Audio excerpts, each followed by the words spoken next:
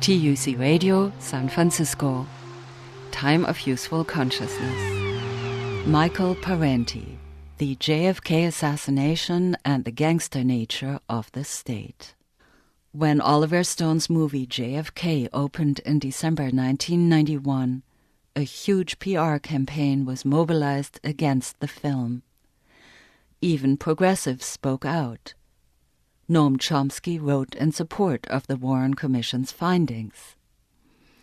In contrast, Michael Parenti gave one of his highly acclaimed talks criticizing the lone assassin theory. The bitter question that haunted defenders and critics alike was whether government agencies of a democratic country would do such a thing as assassinate an elected president. In the talk that you're about to hear, Michael Parenti turns to that question first. He examines what he calls the gangster nature of the state. He spoke in Berkeley on the 30th anniversary of the assassination of John F. Kennedy. Michael Parenti. I've been looking at history, and I've been impressed and depressed by the fact that history is really a chronicle of immense atrocities. What we have in history is the fact that when surplus value develops, when there's more than a subsistence economy, you have some portion of the population that will do everything it can to enslave and to expropriate the labor of the rest of the people, whether it's a slave society, as in ancient Greece and Rome, or feudal society where people were reduced to serfs, or in a capitalist society where people are driven to the edge of insecurity and made to work faster and harder. And one of the things that's used in that arrangement is a very conscious instrument of control that's very necessary. And that instrument is called the state. That is, what they do is set up a state, an organization that has as Max Weber, who wasn't a Marxist, as Max Weber called it, an organization that has a monopoly on the legitimate uses of force and violence, on the use of legitimate force and violence. But that's what we have today. We also have developed in modern times some democratic features, some means of trying to fight back and restrain this arbitrary power. What are we trying to say? That along with government, we also have a thing called the state. And along with governance, along with policies, and along with those things, we have this other instrument, even in a democratic state. And that instrument, whether it's in democratic France, or democratic England, or democratic Germany, or democratic Italy, or democratic USA, or democratic Canada, and all these countries, all of them have these other instruments and agencies that act like a bunch of gangsters, that act repressively, that use surveillance, that use every dirty trick in the book, unequal enforcement of tax laws, name it. The bringing in of drugs into whole neighborhoods and communities, trumped up murder charges, assassination. And that you have in the middle of these democracies, you have the state within the state known as the national security state. And that state is capable of the most unspeakable crimes that you can think of. And those crimes are perpetrated against their own people. They're perpetrated against people all around the world. Not long ago, I got a letter from a woman who's been a community organizer in Chicago. And she said with grief in her heart, she said, I remember the 60s. I remember the tremendous democratic organization and leadership that was developing in the Latino and African American communities. And I remember those leaders, and every single one of them today is either dead, shot by the police, or in Marion prison on trumped-up charges. And I remember the demoralization that took place, the shattering of those organizations. And after those organizations were shattered and demoralized, then in came the drug traffickers. And those drug traffickers, the thing I remember the most about them is that they were aided and abetted by the feds, by the federal agents themselves. And this is what happens. That is, we are dealing with a state that was engaged in domestic counterinsurgency, and it was more interested in having a population that was unorganized and demoralized than a population that was organized, that was effectively fighting for its democratic rights. Because if it's organized and it's effective and it's powerful, it will start making demands and start pursuing its interests, and it will start cutting in on the interests that those police and those coppers and those undercover people and those forces of military and law and order are dedicated to protecting the status quo, protecting those with property against those who don't have it. And by the way, for the last 1,000 years we've had theorists who've made that point, except they make it proudly. Adam Smith said, as the divisions of property become increasingly unequal, it is more and more necessary to have a state to defend those who have property from those who do not. John Locke, the purpose of the state is to defend those who have property from those who do not. James Harrington, you can go on, James Madison, Alexander Hamilton. The only difference was that when Marx said it, he said to defend those who have property from those whose labor is expropriated by those who accumulate wealth off their labor, who have all the property. He changed it a little bit. And he said it wasn't just haves and have-nots, it was haves taking it from those who produced it and created the haves. And throughout the world, dominant economic interests today have enlisted the efforts of assassins and torturers.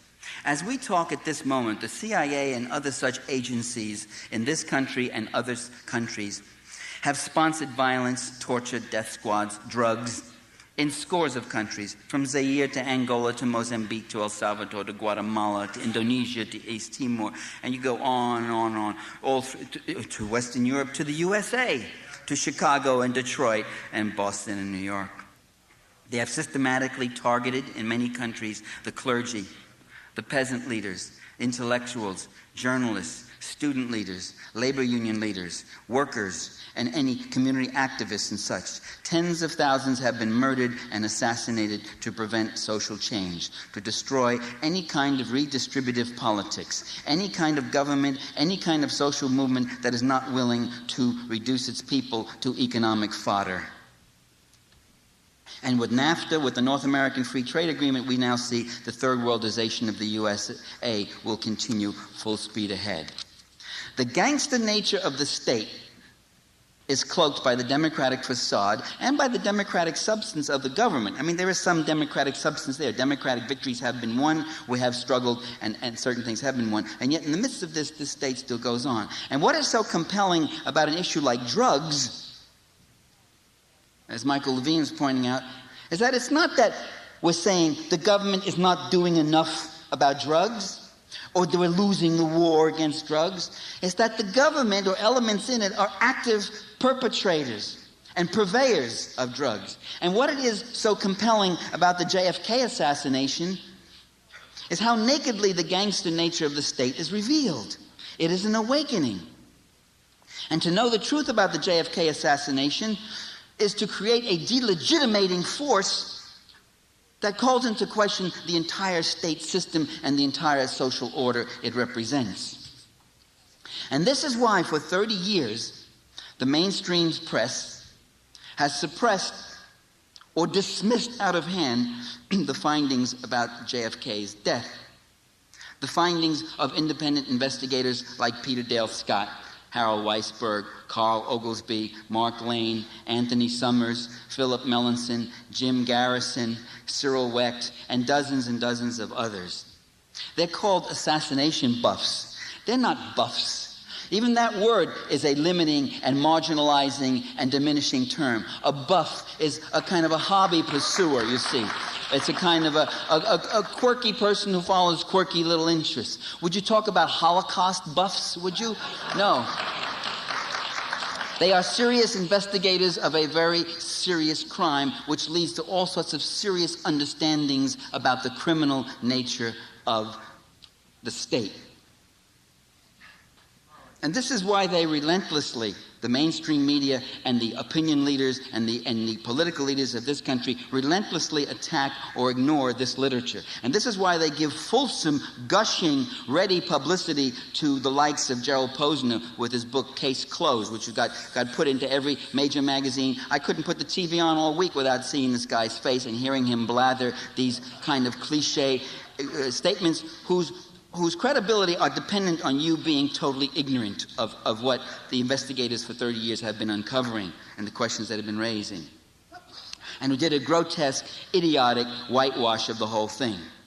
And this is why they savaged Oliver Stone's movie JFK, a movie that was very accurate about the specifics of the murder, a movie that reached millions of people, that broke through that thing that they were keeping down. The only movie in the history of Hollywood, and I wrote a book called Make Believe Media, which is about TV and film, so I think I know something about films. At least I did spend the better part of a year reading a lot of literature. It's the only movie that I know of that was attacked 6 months before it was ever released. In the Washington Post and in the New York Times and in Time and Newsweek, and attacked relentlessly for a year after it was released. And this is also why in this past week they kept up the relentless propaganda campaign with the 30th anniversary of the Kennedy assassination to show that Oswald was the lone assassin. And they're always limiting the question, just as the Warren Commission did a priori, was Oswald the lone assassin? Did he act alone? Did he or did he not act alone? Meanwhile, all the serious investigators have a different question. It's not that. He was not at all one of the people who shot Kennedy. He did not act at all, although he was involved in another way. He was involved as a fall guy. And this is why they do this. If you want to know why, you just listen to them. It's not my analysis, it's what they say. The propagandists of the right and the center know why they've got to trash this issue and contain it. Listen to what Tom Wicker of the New York Times had to say. Now, Tom Wicker, he's never written a movie review in his life. JFK came out, and Tom Wicker, who was a columnist, a Washington columnist for the New York Times, suddenly became a movie reviewer.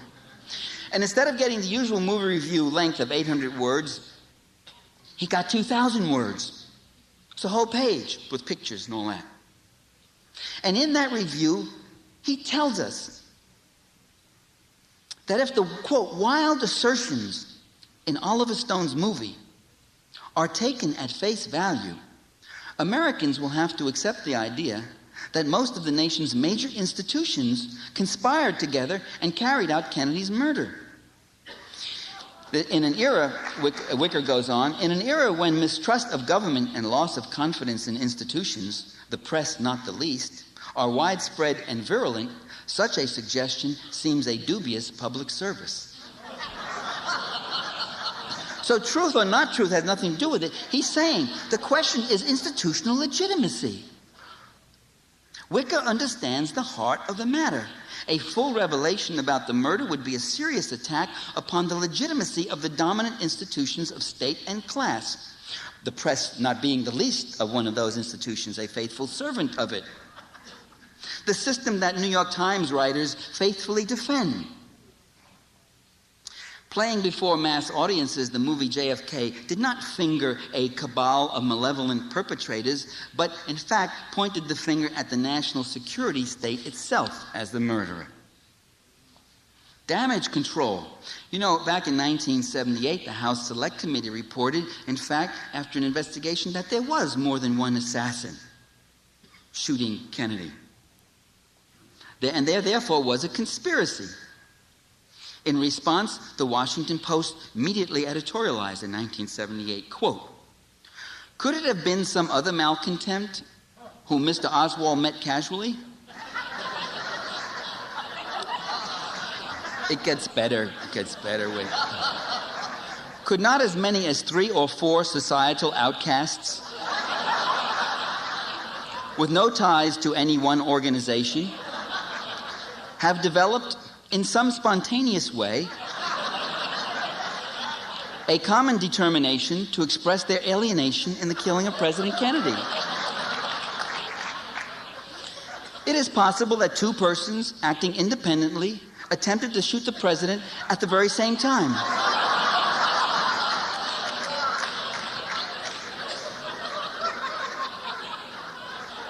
It is possible.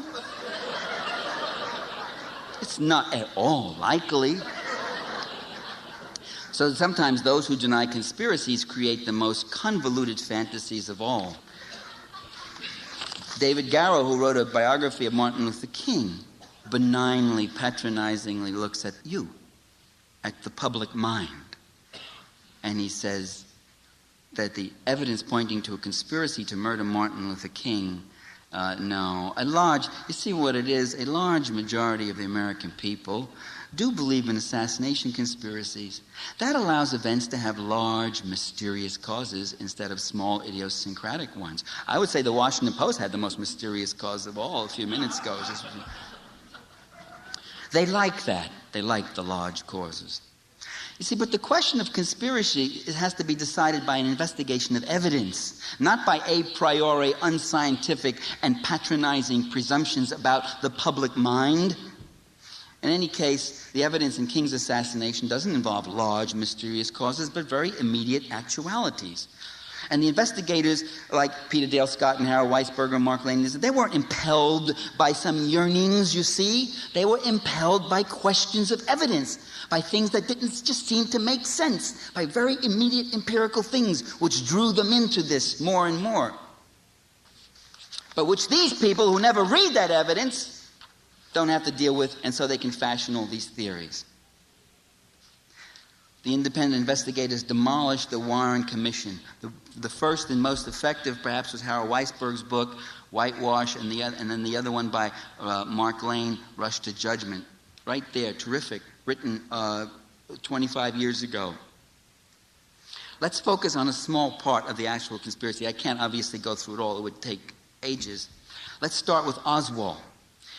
If you watch television this week, you again, for the 78th time, heard that Oswald was a loner and incompetent, not very bright. You heard he was emotionally disturbed. Gerald Posner got on there, turning instant psychiatrist, and he said, Lee Harvey Oswald was a very disturbed young boy. He had a very disturbed childhood, and he was a passive-aggressive. I said, a passive-aggressive? A passive-aggressive assassin? How does that... That explains why he used a rifle which couldn't shoot straight.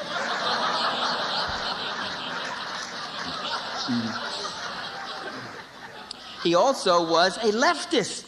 Alexander Cockburn has joined the right and the center, and in a column in the Examiner said he was a leftist. The truth is something else. Lee Harvey Oswald, all his IQ tests show that he was above average intelligence. He was a bright guy, a quick learner. Lee Harvey Oswald spent most of his adult life not as a lonely drifter, but directly linked to the U.S. intelligence community. At the age of 18 in the U.S. Marines, he had secret security clearance, and he was working at Marine Air Control in Atsugi base in Japan. Atsugi was a top secret base where the CIA launched some of its U-2 flights and did other kinds of covert operations in China. The next year, at the age of 19, he was assigned to El Toro Air Station in California with security clearance to work radar. And here he emerged, certain strange things began to happen. He emerged as a babbling Russophile and Soviet communist. He started playing Russian language records at blast level in his barracks. He started addressing his fellow Marines in Russian. He read Russian books and touted Soviet communism as, quote, the best system in the world. He called his fellow Marines comrades. Now, the U.S. Marine Corps in 1958 was not exactly known as a bastion of liberal tolerance and free thinking. My buddy Bernard Livingston wrote a book called Closet Red. He tells of his experiences in the Army where they had to filter out anybody who had funny opinions, who had pinko-ish opinions or whatever else. They had to be reported. That the Army constantly, and I'm sure the Marines, constantly surveils anybody who might outspokenly or actively begin to say or act certainly in the way he did. But in this instance, Oswald's Marine commanders didn't mind. He kept his security clearance. He kept all the radar records. He could see what was going in and out and knew all about the things that were happening there. And a wealth of sensitive radar information and other highly sensitive information from sensitive bases, black operations as they were called. Well, if Oswald was a Soviet spy or a Cuban spy, as some people now claim, he certainly had a novel way of building a cover. Other odd things began happening. In February 1959, Lee Harvey Oswald failed the Marine Corps proficiency test in Russian. 6 months later, he was practically fluent in Russian. Only in 1974, a document that was dislodged from the Warren Commission that had been secreted thanks to Howard Weisberg's legal efforts got the document out. It was shown that Oswald had attended the U.S. Army Monterey School of Languages. Now, Monterey is not open to anyone who just happens to have a hobby, a language hobby. You go only for serious training, and you are sent by the government, and it must be related to government work in a language picked by the government, which is related to specific assignments. So Oswald learned Russian at the U.S. Monterey School of Languages. Another odd thing, Oswald was given an early discharge from the Marines because his mother had injured her foot. That's called a dependency discharge. Your parent needs you. A jar had fallen on her toe. And he put in the request, and he got it within a week. His fellow Marines were astonished at the velocity of the release. It also so happened that the jar fell on her foot a year before the discharge. But she was happy. It wasn't healing right, you know. This was only one of a number of very strangely favorable treatments that the U.S. government began to give Lee Harvey Oswald. He then defected to the USSR. But how? Philip Melanson raises the question. To get to Russia in those days, it would have cost $1,500. Lee Harvey Oswald's bank account showed a deposit of only $203. After he arrived in London and was there, he left London and went to Helsinki on October 11. On a day when there were no available commercial flights that would have allowed him to make it in one day. He had some kind of private transportation to get to Helsinki. In Russia, he announced that he was renouncing his U.S. citizenship and that he had lots of secrets that he was going to give to the Soviets. He even went into the U.S. Embassy and announced that and made sure they all knew it. The Soviets didn't bite. They let him stay, but they at no time thought he could be an agent of any use to them. They kept him under constant surveillance. He worked in a factory. He showed no particular interest in guns, but he belonged to the factory's gun club. He used to join in the rabbit shoots, and he could never hit the rabbit. Always someone had to come behind him and shoot the rabbit while he was firing. Otherwise, they would have been there all day. It was a joke. He was a miserable marksman, as he had been in the U.S. Marines. He had been flagged again and again he missed the whole target a number of times. You get the flag. So Lee Harvey Oswald's show couldn't hit the side of a barn. Now, if Lee Harvey Oswald was really a defector and not a U.S. spy, then U.S. intelligence could well have taken the view that his was one of the most damaging defections in history. Now, what's done in all defections, especially definitely those connected with government and military, is that there's a damage assessment. No damage assessment was ever made on Oswald's defection. This did come out in the Warren Commission and the House Select Committee. There was no damage assessment? Guess it was just overlooked. We don't know. After 2.5 years, he applies to return to the U.S. This is after renouncing his citizenship, announcing he was going to give away secrets. And instead of being grabbed when he comes out and tried as a traitor, the U.S. accepts him back. And he says he was never debriefed.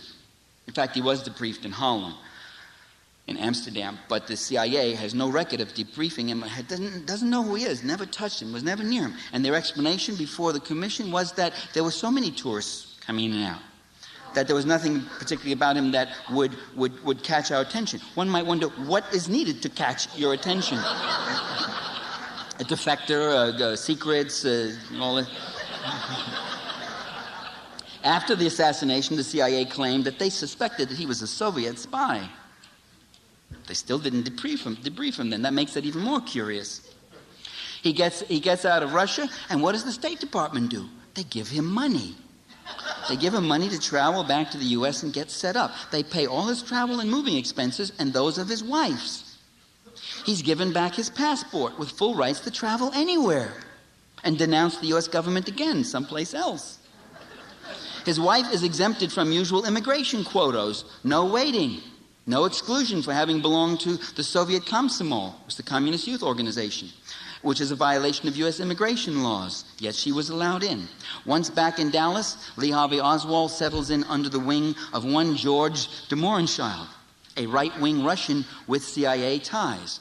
And this begins a whole pattern that goes on in Dallas and New Orleans, namely forays out into the public eye as a leftist. You heard part 1 of a 1-hour talk by Michael Parenti entitled The JFK Assassination and the Gangster Nature of the State. In his book, Dirty Truths, Parenti gives more details about George de Mohrenschildt. He was part of a network of Russian exiles contracted by the CIA. De Mohrenschildt was also an associate of oil millionaires H.L. Hunt and Clint Murchison, and there exists a correspondence between George Pappy Bush and de Mohrenschildt. The Warren Commission identified him as the person closest to Lee Harvey Oswald before the assassination. De Mohrenschildt died by a gun blast to the head 3 hours after a House Assassinations Committee investigator tried to contact him. Over the objections of de Mohrenschildt's daughter, his death was ruled a suicide. Come back for part 2 of this program when TUC Radio returns. Michael Parenti is one of the nation's leading progressive political analysts. He has taught at colleges and universities in the United States and abroad. With roots in a working-class Italian district of New York and a PhD in political science from Yale, Michael Parenti has become an internationally known lecturer. He is the author of 20 books. An extended text of this talk can be found in Parenti's book, Dirty Truth, published by City Lights. Visit TUC Radio's website at www.tucradio.org. That's tucradio.org for links to Michael Parenti's website and more information. Please find a pen to write down a phone number to call and find out how to order the 1-hour CD or audio tape of Michael Parenti on the JFK assassination or the book Dirty Truth. TUC Radio is free to all radio stations. Your CD, tape, or book order is our only support and is essential in keeping us on the air. Call us toll-free anytime at 877-TUC-TAPE for information on how to order. You can get your tape, CD, or book with Michael Parenti by mail or credit card by phone or on the web. Our toll-free phone number 877-TUC-TAPE translates into 1-877-882-8273. My name is Maria Gilardin. Thank you for listening. Give us a call.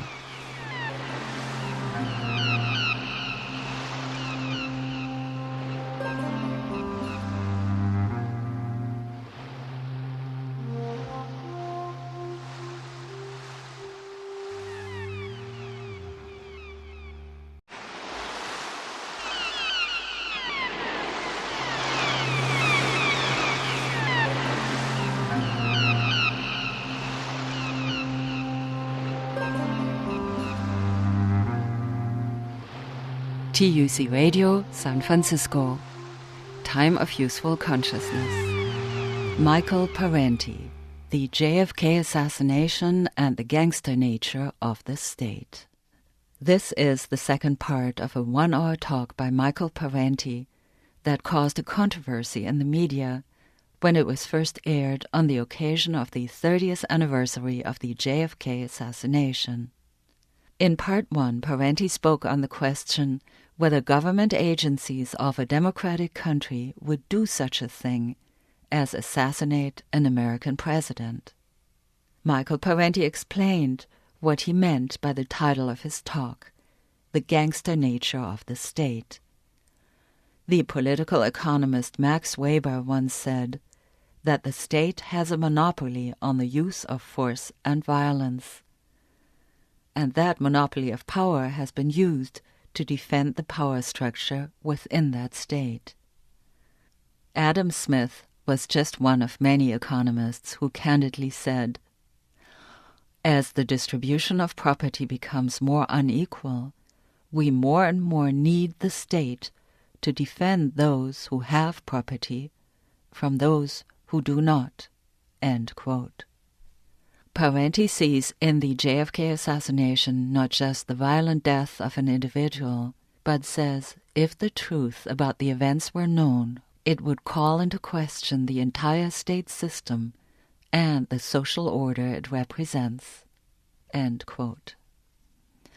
And that troubling implication is probably the reason why the mainstream press has suppressed the research of those who investigated the circumstances of Kennedy's death.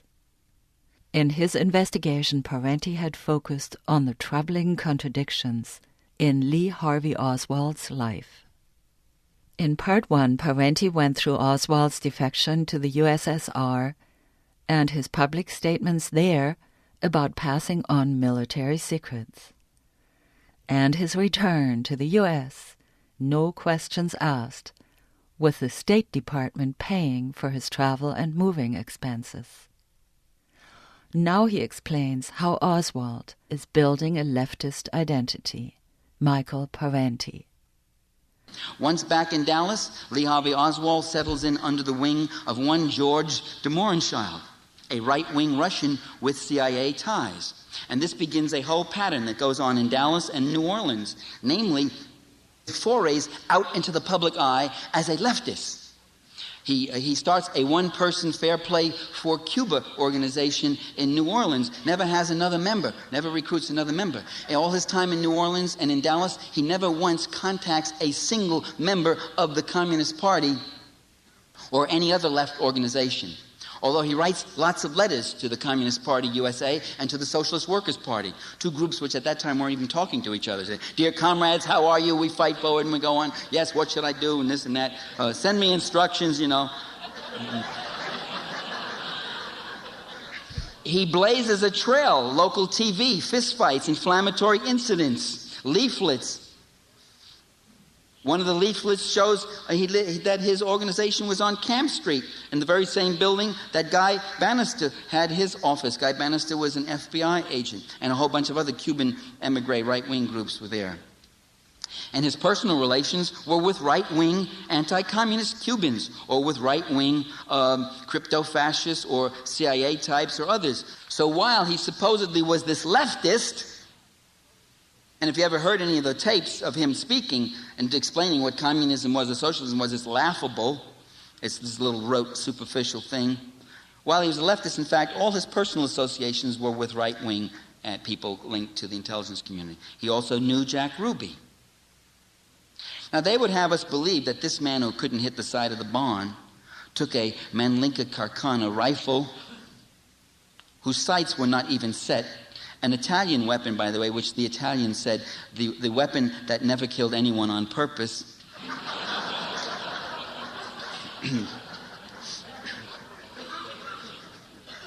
And he fired and killed the President of the United States.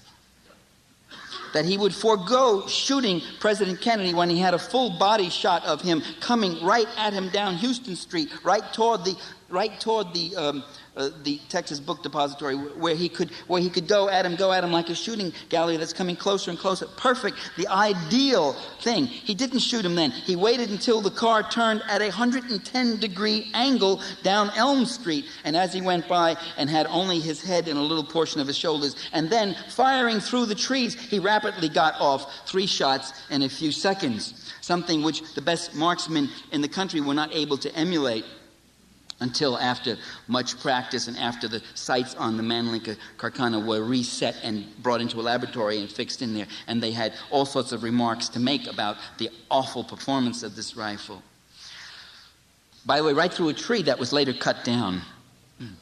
We are asked to believe that a bullet would go through John Kennedy, pose in midair for 2 seconds, change directions, and wound Governor Connolly in 2 places, and then reappear intact on a stretcher, fallen out of Connolly's body. By the way, that's not true. It did not ever reappear on the stretcher as if fallen out of somebody's body. It had reappeared wedged into the side of the stretcher. It obviously had been pushed in there. So this was a bullet that jumped out of Connolly's body and wedged itself in the side of the stretcher.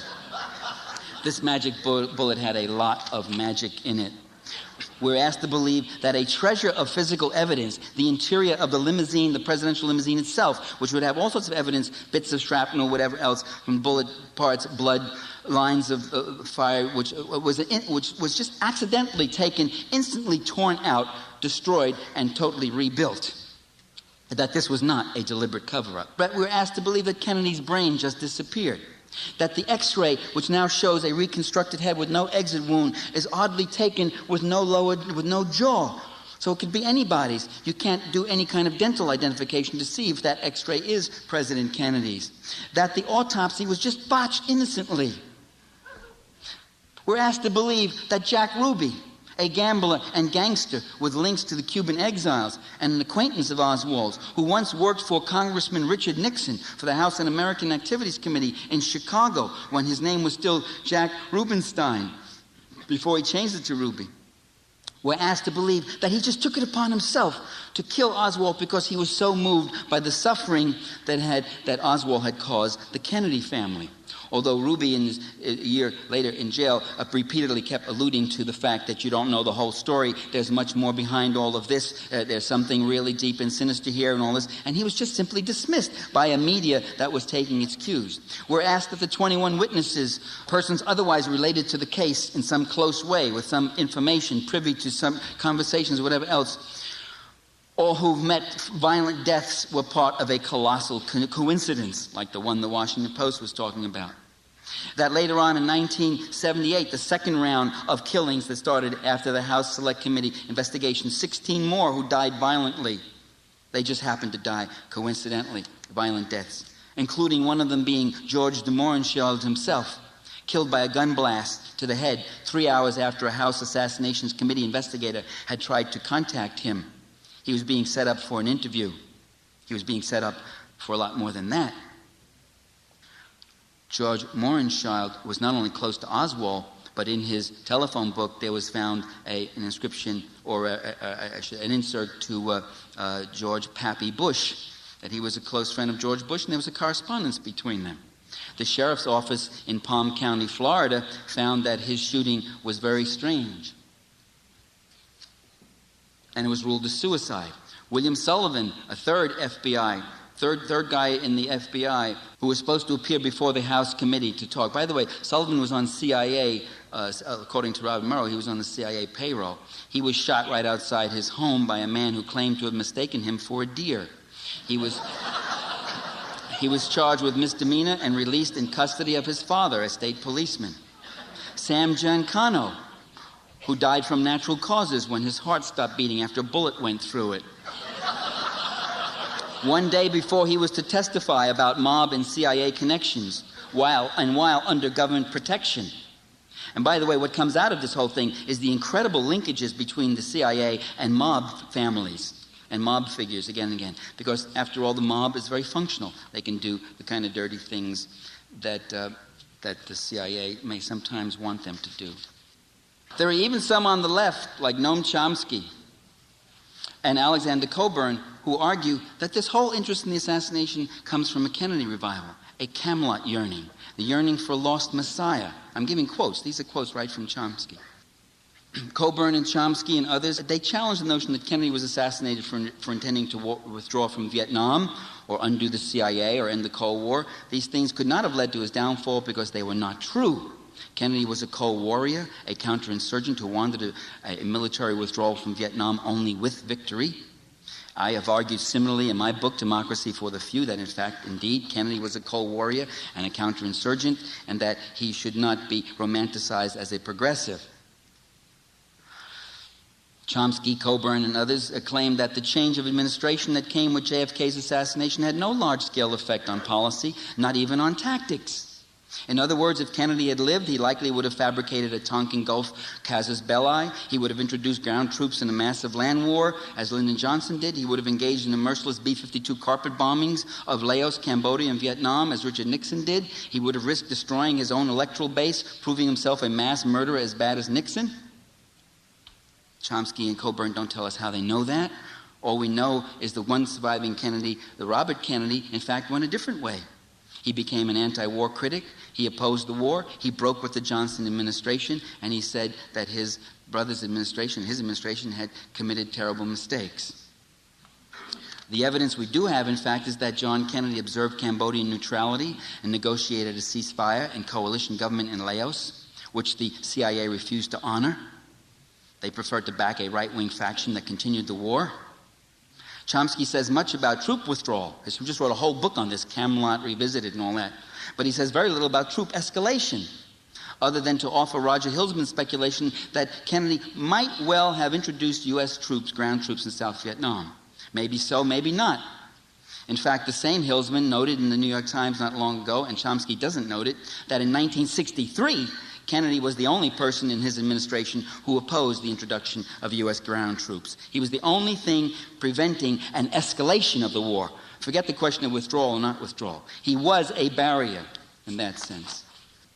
Whether or not there are certain left analysts who think Kennedy was or wasn't a progressive or a liberal and thinks that the CIA had no reason to kill him or other people had no reason to be dissatisfied with him, the fact is, do they see it that way? You know, entrenched interests are notorious for not seeing the world the same way that left analysts do. In 1963, people in right-wing circles, including elements in various intelligence organizations, did not believe that Kennedy could be trusted with the nation's future. Now, some months ago on a San Francisco talk show, I heard a guy come on. It was on KGO, and he said, "I've never said this before. I never said it. It's the first time I'm saying it. But I worked for Army intelligence. And in 1963, I was in Japan, and the accepted word around then was that Kennedy would be killed because he was messing too much with the intelligence community. And when word came of his death, we were, all I could hear were delighted comments like, 'We got the bastard.'" What JFK's enemies saw what they saw was something different from what Chomsky and Coburn have seen. They fixed on Kennedy's refusal to provide air coverage to the Bay of Pigs, his refusal to go in with U.S. forces, his unwillingness to launch another invasion of Cuba, his no invasion guarantee to Khrushchev on Cuba, his atmospheric test ban treaty with Moscow, his American University speech calling for a re-examination of our Cold War attitudes toward the Soviet Union, his unwillingness to send ground forces in a massive form into Vietnam, his antitrust suit against General Electric, his fight with U.S. Steel over price increases, his challenge to the Federal Reserve Board, his warm reception at labor conventions, his call for racial equality and responsiveness to civil rights leaders, reluctant responsiveness, his talk of moving forward in a new frontier. Erwin Knoll, the progressive, says that he admits he has no idea who killed Kennedy. But this doesn't keep him from asserting that the Oliver Stone film was manipulative and that Stone provided false answers. How do you know that, Erwin, if you have no idea who killed Kennedy? And the remarkable thing about Erwin Knoll and Noam Chomsky and Alexander Coburn is they don't know a damn thing about the criticisms and investigation that's been made. We've said this again and again. In the rebuttals and the exchange in the Nation, almost every one of them said Alexander Coburn doesn't know anything about this case. He doesn't know anything about Lee Harvey Oswald, really. He doesn't know just some of the questions I brought up. They don't know anything, and they never deny it. They never say anything. They go on with their patronizing comments. Well, Chomsky, patronization and condescension. Coburn, with vitriol and venom. They go on attacking those who supposedly are idealizing Kennedy. Erwin Knoll shows he's flexible, though. He says he allows that the Warren Commission did a hasty, slipshod job of investigation. I disagree. The commission did a brilliant job of investigation. It sat for 51 long sessions over a period of several months, much longer than most major investigations. It compiled 26 volumes of testimony and evidence. It had the investigative resources of the FBI and CIA at its command. Far from being hasty and slipshod, it painstakingly crafted theories that moved toward its foreordained conclusion, that Oswald was the assassin. It framed an argument and moved unfailingly to fulfill that argument. It failed to call witnesses who saw something different from what it wanted to hear, who not only heard, but who saw people on the grassy knoll shooting. It failed to call them. It ignored or reinterpreted what little conflicting testimony that did creep into its proceedings. All this took deliberate effort. It was carefully crafted, painstakingly. A hasty, slipshod investigation would show traces of randomness in its errors. Some would go this way, some would go that way. But the Commission's distortions consistently move in the same direction in pursuit of a prefigured hypothesis.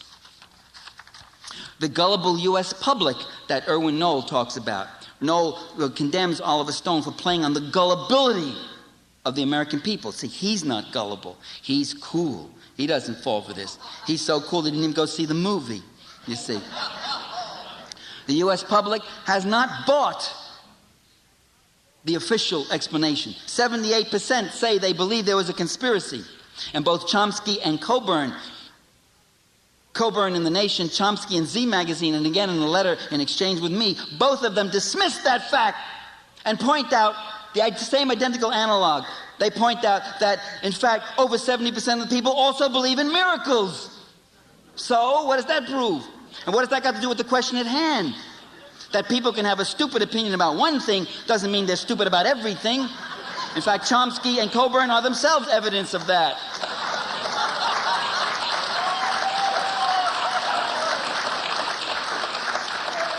In any case, the comparison is between two different things. They're comparing the public's gullibility about miracles with the public's unwillingness to be gullible about the official line of it being fed and shoved in their faces for 30 years. That's not gullibility at all.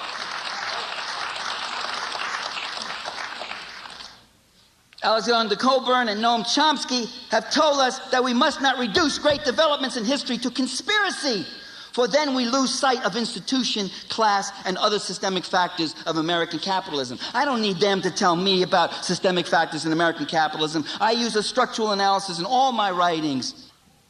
But investigating the JFK conspiracy, we are not looking for an escape from something unpleasant and difficult. That's psychiatrist Noam Chomsky speaking. But we're hitting upon the nature of state power in what is supposedly to be a democracy.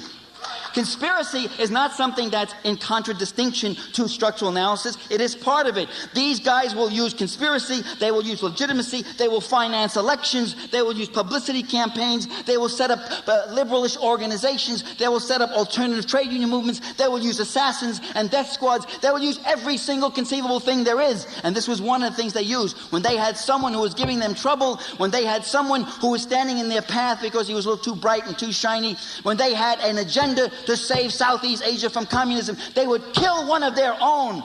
And that is a tremendous revelation. It was a startling revelation to the American public to make them realize what kind of a gangster government and national security state we really have in this country and what it does around the world.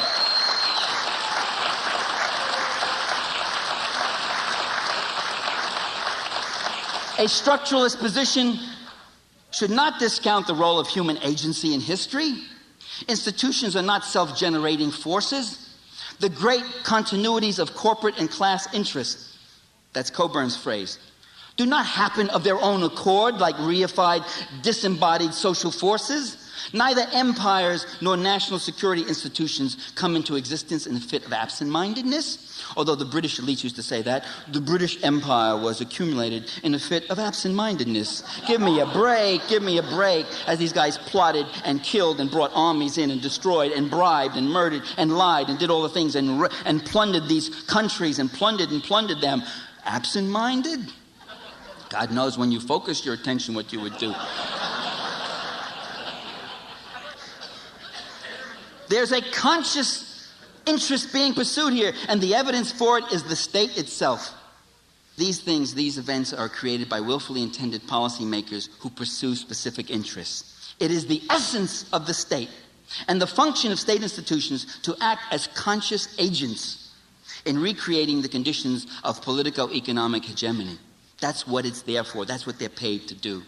To achieve their goals, state leaders, especially those within the national security state, will resort to every necessary form of mass manipulation, deception, and violence, even against one of their own, whom they have come to see as a liability. Conspiratorial action is not, brothers and sisters, is not something separate and exclusive of institutional presence. In fact, there's a constant interplay between the two. And by the way, all this call for structural analysis, institutional analysis. Where's the institutional analysis in the nation? All you get are conspiracies, inside intrigues, events, happenings, articles that preoccupy with immediate policies, issues, events, personalities, secret deals, all that kind of stuff. All of them of vastly lesser magnitude than JFK assassination. And yet in 30 years, the nation and the progressive have never published a single word by investigators like Peter Dale Scott and such, except a letter to the editor once in a while. Now, let me quote from Peter's book, Deep Politics. He raises this question of conspiracy, and he points out that G. William Domhoff makes a point very much like Coburn's. He says, and Peter, I think, makes a point very much like the one I made, which I was quoting from, which was in my exchange with Chomsky in Z magazine, and also with Chomsky, and also in The Nation, in my exchange with Coburn. I made this point that conspiracy and institution are not mutually exclusive. And they never have answered or addressed that point, either to rebut it or to accept it or to see how it doesn't apply here or does apply, whatever. They just ignore it.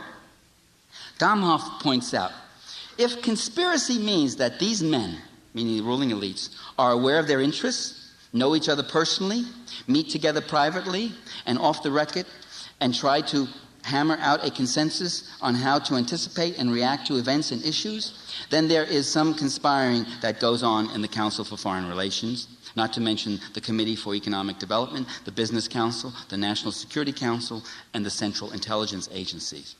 But then Scott goes on to show that Domhoff shares that same kind of resistance that Coburn and Chomsky have to the idea that an assassination conspiracy could have a lasting impact on our political arrangements. We all have a tremendous tendency to want to get caught up in believing that there's some secret evil cause for all of the obvious ills of the world. Conspiracy theories encourage a belief that if we get rid of a few bad people, everything will be well in the world. He's quoting Domhoff. Then Peter answers, I believe that a true understanding of the Kennedy assassination will lead not to a few bad people, but to the institutional and parapolitical arrangements which constitute the way we are systematically governed. The conspiracies I see as operative, in other words, are part of our political structure, not exceptions to it. That's Peter Dale Scott. What the left critics do is that they mistaken the low political value of the victim, JFK, whom they hate and detest. Their big fear is that you're going to like him, with the high political importance of the issue and the implications for democracy, the revelation of the gangster nature of the state. I mean, Captain Alfred Dreyfus, back in 1894, was a conservative militarist. Clemenceau once conjectured that if his name had not been Dreyfus, he would have been an anti-Dreyfusard. Does that mean that the political struggle waged in l'affaire Dreyfus was a waste of time? The issue was quickly drawn between the right and the left, between those who stood with the army and those who stood with the republic itself and with justice. The same with Benigno Aquino. Aquino was a member of the privileged class in the Philippines. He promised no great structural changes. He was even more conservative than Kennedy. Does this mean that the Filipino people should have dismissed the conspiracy that led to his assassination as an event of no experience? So, just another ruling class pig, what do we care?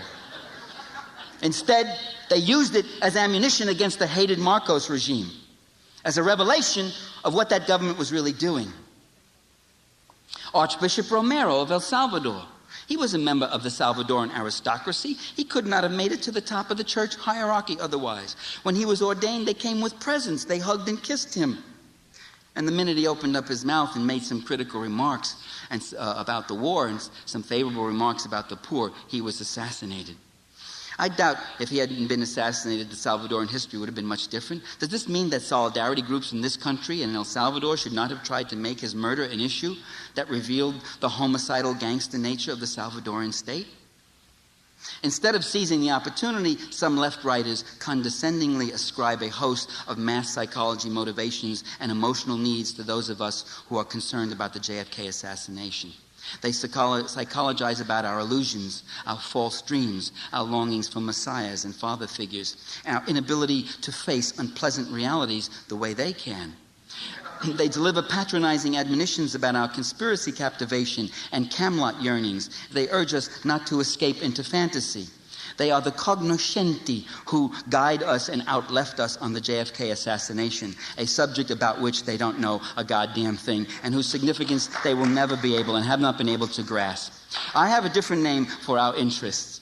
It is not JFK worship. It's not Camelot yearnings, as the left critics would say. It's not big evils and conspiracy titillation, as the mainstream media would say. Our interest is born of democratic struggle, a desire to know what is going on, a desire to have rulers who are worthy of our name and the name of democracy. Thank you.